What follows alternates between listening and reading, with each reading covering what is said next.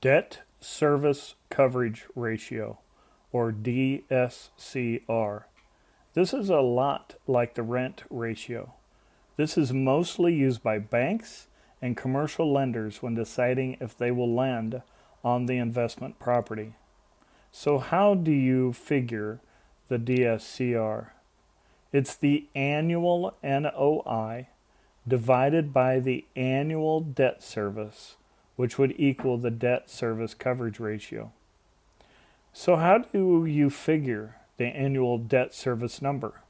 It's simple. You just add 12 months of your debt service payment. That payment would include principal, interest, and insurance, which would give you the annual debt service number. The debt service coverage ratio measures the ability of the investment property to pay the loan payments and how much cash is left over after the lender has been paid. Did you catch that? This ratio figures the investment property's ability to pay the loan payments, not your personal ability to pay the debt. This is because income-producing properties should be self-supporting. The average lender will want to see a debt service coverage ratio of more than 1.25. As we've talked about previously, a DSCR of greater than a 1.0 will be cash flow positive, but lenders require cash flow more than the debt service to ensure that their loaned amount is safe and will be paid back as agreed upon. In thinking that through, that would mean that you would want to see a higher DSCR, as well as you want to be able to put money into your pocket every month. That is the name of the game, isn't it? You also should think about the rental market dropping. You want a higher DSCR so that you can handle your rents if they have to go down, or you have a high vacancy rate. Quick note.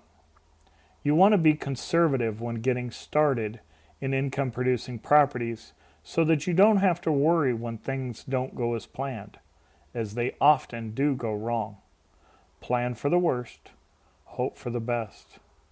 The debt service coverage ratio is a more accurate measure of making sure that the property is in a positive cash flow position. It is not as quick as the rent ratio or as easy, as you often do not have all of the information needed to use the DSCR. But if the rent ratio looks good and the DSR looks good, then you should evaluate it further. So for example, if you have a property that produces an NOI of $17,000 plus per month, the mortgage payment is $9,000 plus per month. So if your yearly property NOI is over $215,000 and the annual loan payments are just over $116,000, so then you would divide the $215,000 NOI divided by the $116,000 annual loan payments, which would equal the 1.88. Let's make this simple.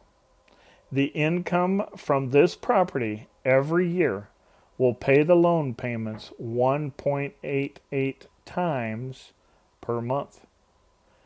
So once you have this figure and you can see that it's positive cash flow, it is time to evaluate farther and to do your due diligence.